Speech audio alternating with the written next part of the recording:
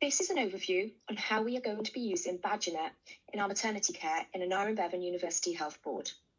When you open up your desktop or iPad, look for this BadgerNet icon on the screen. Double-click and wait a few moments while it loads. When it loads, you want to make sure it says Maternity Patient Data Management, and you want to make sure that it says Perinatal Live Cloud. If it says anything other than Perinatal Live Cloud, then please click on this and it will open up the clouds that you can go on to. The likelihood is you'll be searching for a patient, so you'll be looking for Live Cloud. To log in, click User Login and use your NADEX ID and your password.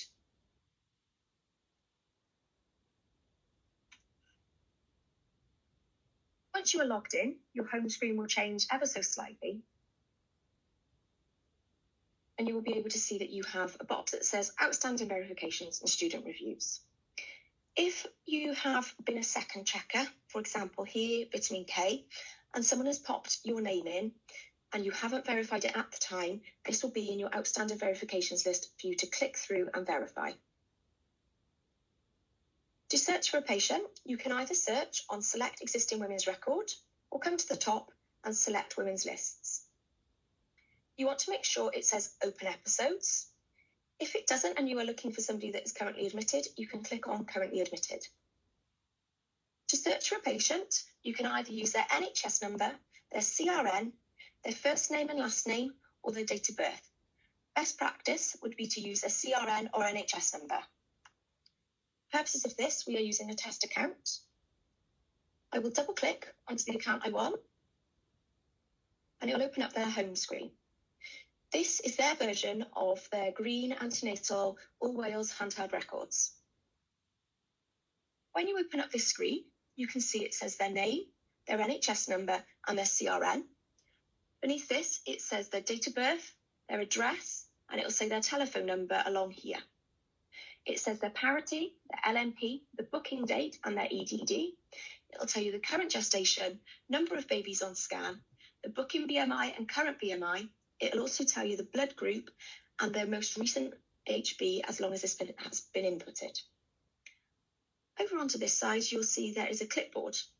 This clipboard, if you click on it, is a link to that patient's key details. It will tell you their language needs, cultural needs, their partner, and it will also give you a brief summary of their history. Sometimes, next to that clipboard, you will see a little flag. If that flag is there and it is coloured yellow or yellowy orange, that means that there is some sort of social involvement. If that flag is purple, then that means that there is some sort of perinatal mental health involvement. You can click on that flag to find out more. Coming on down the page, we've got our pregnancy summary screen. This screen gives you their whole history and their information on one screen. And you can click through many of the items to get more detail. The obstetric history tab here will show all of their previous births, whether that is a live birth, a stillbirth, a miscarriage or a termination. If it is a miscarriage or a termination or a stillbirth, there will be the SANS icon next to the year of that birth. You'll be able to find out gestations, types of birth, any problems related to that birth. You will see the weight of that baby and that growth centile. You can click into these and you'll be able to find out more information. You will scroll down on the left-hand column first, and then we will go to the right-hand column. So here we have our health history at booking, and this one has no history at booking. However, the column on the right-hand side does have risk factors and medical history, which we will touch on in a moment. You'll be able to see the care plan administration, so where their care is opened, current location of episode. You'll be able to see their care type, whether it's midwife only or shared care. You'll be able to see the intended location of the birth. You'll be able to see the EDD again, the booking weight and their height, and then their current weight. The scan results on here have to be manually inputted. Unfortunately, Radis does not pair up with BadgerNet, so the sonographers and the obstetricians do have to manually input their findings. You can find your scans, the full scan reports on CWS at the moment. Vaccinations will list any vaccinations they've had in their pregnancy. Screening will be the screening. Medication is any current medication or medication they have taken in their pregnancy. Perinatal Institute growth chart is the growth chart for this pregnancy. If you click on the link, this will take you to a PDF version of the growth chart.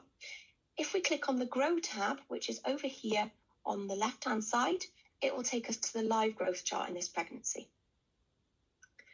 There is a COVID-19 assessment tab on here, which as a whole in Wales we don't use anymore. However, if we have the need to do a COVID assessment, it would populate onto this screen. You'll see key links as well to certain forms or notes that you can click through to. Going over onto this right-hand column, we have got risk factors and medical history. So although there was no medical history at booking, currently in this pregnancy, she has been diagnosed with hepatitis B and there is a history of an augmentation of labour. To remind you, this is a test account and any information on here is fake. So if the history doesn't seem that kind of believable, don't worry. This is just because this is a training account. You will see a VTE assessment and a fecal growth assessment with a PET assessment. You can see when these have been done, so at what gestation and when, and you can click through and open up and do a new one. At this current moment, 38 and 4, when this assessment was done, there was no indication for a VTE prophylaxis for this patient. The PPH risk score is the same as our part 1 of our OBS Cymru. We will be continuing to use OBS Cymru on paper for the foreseeable. Management plans. This is where you'll see any management plans created for this patient. You will be able to see the most recent one and when, and you'll be able to see on a link the one previous to that. Guideline recommendations here are auto-populated and are just for you to take note if required. You will see social summary. This is where there will be a summary of any social involvement or social events, such as poor housing conditions or social status. Medical discharge. Medical discharge, on the whole, is not something we will commonly be using. However, if we have a lady that is stepped down from high dependency unit, we would be asking for a medical discharge to be completed so that there is a record of their high dependency stay on their notes. Circle of care. This is where you'll find their lead professional and their named midwife. You will find their consultant's name and any other specialists involved in their care. Key events is where you'll see a brief summary of any key events in this pregnancy. For example, when she's gone into the assessment unit, when any alerts have been inputted, and any of her scans have been inputted on here. These are just a brief summary of these key events, and you'll be able to click into them to find out more information. Upcoming appointments is not a function we will be using in an ABUHB, and we will continue to use our appointment system that we currently use. Scanned documents is a really important element here to look at whenever you review a patient. We are going paper light in an ABUHB rather than paperless, so there will still be some paper elements to our care, and these will need to be scanned up to either their BadgerNet record or their CWS account. Beneath this is the alerts and critical incidents bar. This will show you any critical incidents that are either auto-populated or inputted into the system. It will tell you any allergies. It will tell you any baby risks, such as a TB alert. And it will also have your switch user button. This switch user button is really important to remember to use. If you are reviewing a patient and someone else is already logged into the screen, you need to switch to your login. If you don't, the review will go under your name and it will be stored under your name. To switch user to your account, you simply press this button, log in with your NADEX number, and it will take you to that exact page that patient is already on. So you can create your review, and then the other caregiver can click switch user and go back to where they were. If there is anything in this bar that is not quite visible, you can either select view all alerts and incidents or use your scroll bar here on the right. You will see here, just underneath, is a little silhouette of two people. When I highlight over it, it does come up with saying partner is not present. This means that every bit of information on her care record is visible. If I click on this, it will go green and the page will reload. When it reloads, it will hide the extra confidential information on her record. For example, safeguarding or domestic violence. Over here, onto our left-hand side, we have got our Enter New Note button. We've got Pregnancy Summary, Notes During Pregnancy, the list goes on, and we will touch on all of these now. Enter New Note only comes up when you click on one of these buttons. The Enter New Note button is to enable you to search for any notes or any forms on the system for you to input care. It is important to remember that most elements of our care will either have a form linked to it or a note linked to it. I will show you the New Notes tab shortly, and that will be where you can have a look at all of the available notes and forms on the system. So we've already looked at notes during, pregnancy summary, We'll now look at notes during pregnancy. This is the part of their green handheld records that stores all of the information from their antenatal checks. You are able to see in chronological order the assessments that they've had, the clinic appointments they've had, and what type of appointment. You'll be able to see the observations and any notes made. If you want to look further at that appointment, you simply click onto it and it'll open up that assessment or that appointment. You can then see any forms or any notes that are linked to it, and these are done in chronological order. You'll also see a Things to Do tab, and this will highlight to the midwife or to the caregiver that there might be something that needs to be actioned. The Growth tab, which did open up a moment ago, and we'll reopen it again now, is the live growth charts for this patient record. With the growth charts now, they auto-populate when you input either a symphysis fundal height or an estimated fetal weight on scan.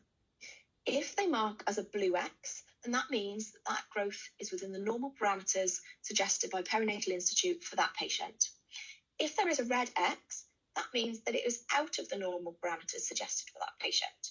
And if you hover over that X, it will tell you how it is out of the parameters. For example, tailing growth, static growth, or accelerated growth. It is then the clinician's responsibility to act upon it. Fetal medicine is the fetal medicine tab, where all of our fetal medicine care will be documented. High dependency unit, HDU, is our HDU tab, where we won't be using it for our full high dependency care. However, we will be using it for our admissions and our discharges from HDU. We will continue to do our HDU care on paper for the foreseeable. If this changes, we will let you know. The induction tab here is where all of our induction care will be documented, and hopefully in the future, this is where our inductions will be booked through as well. The labour and birth tab is probably the biggest tab on here. This is where all of their labour and birth care will be documented and where you can access the partogram and their intrapartum news. If you want to see the partogram, you can click on partogram and it is visible. All of our care in labour will be documented on the same partograms. For example, women having a home birth or birthing on the midwifery-led unit will have the same partogram as women on the consultant-led unit. The midwife will document care and it will populate through these tabs until the birth. Once the baby is birthed, then they will populate the post-birth information. If the birth ends in a caesarean section or an operative birth, then you'll be able to create your operation note on BadgerNet, and this will push through to their CWS account. The postnatal tab is very similar to the Notes During Pregnancy tab, and this is where their postnatal care will be documented. The Full Notes tab is all of their episodes of care broken down. So, for example, if you wanted to check briefly her care plans, you can click on Care Plan and it will list all of the care plans that she's had in date order. Episode import is not a function that you will see used commonly in the NAR Bevan. This is used if we need to create a patient record and the patient has previously had BadgerNet in another trust that doesn't use quite the same system as us. They still use BadgerNet, but it is slightly different, and we need to manually import their care history. Social is where any social involvement is documented. Safeguarding as well is in this tab.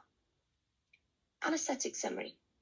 Anaesthetic summary is where the anaesthetist would be guided to go to review a lady.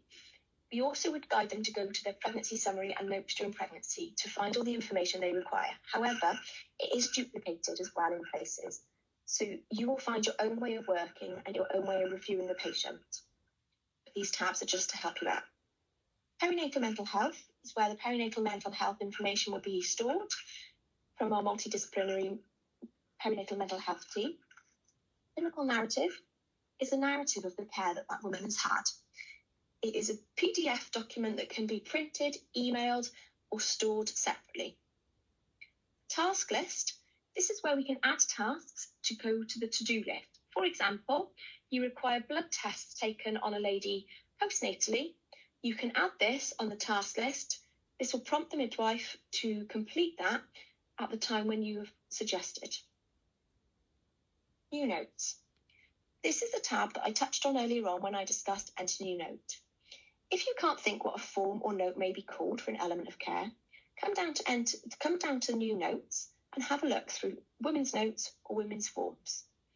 All of these are the available forms and notes that you can document on, and you can click through these to get to the form. There are lots and lots of forms, so I would suggest if you are new to the system, have a look on new notes to get yourself familiarised with them. Coming on down, we've got the reports element of this system. We can see clinical reports, clinical visit reports, lots of different things. The main one you will probably use is clinical reports. And from this, you will probably use the transferring to other healthcare provider. If you are asking for a review from another health board or from another specialty, then it would be suggested to come to clinical reports, click on transferring to other healthcare provider, clicking on print, opening the PDF that comes up, and saving and sending this from your NHS email address to another NHS email address. We suggest to do it through your NHS email addresses as this is secure. Coming on down again, we have a quick link to our charts, so our partogram, our fluid balance. Just to note, the fluid balance is auto-populated during the care. As long as the input and output is documented onto the system, it will auto-populate the fluid balance. CTG tab here will be a quick link to the CTG that is currently ongoing or CTGs historically for that patient. All of our CTGs, apart from those on labour ward on Stan, will be recorded directly through the Wi-Fi onto the BadgerNet record. And they can be visible by anyone logged in reviewing that patient.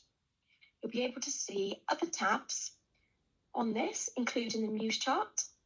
All of our observations will be auto-plotted onto a Muse chart. If that observation is out of parameter, it will come up with a warning, and it will tell the person undertaking the observations to act on that warning.